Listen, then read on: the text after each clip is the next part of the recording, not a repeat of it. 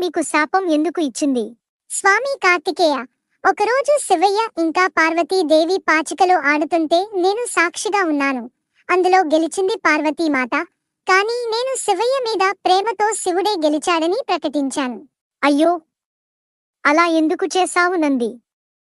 మరి అమ్మ ఏం చేసింది? పార్వతీదేవి నన్ను శివయ్యకు దూరంగా ఉండాలని శపించింది.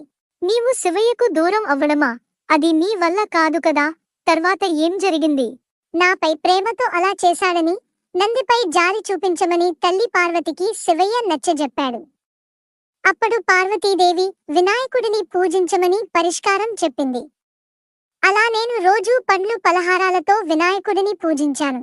ఒకరోజు నేను గడ్డి తింటుండగా గణేశుడు నా దగ్గరకు వచ్చి నాకు నైవేద్యం పెట్టమని అడిగాడు. ఉన్నపలంగా నైవేద్యం పెట్టమని అడిగాడా? అన్నయ్యకు ఆకలి ఎక్కువ, మరి నువ్వేం పెట్టావు?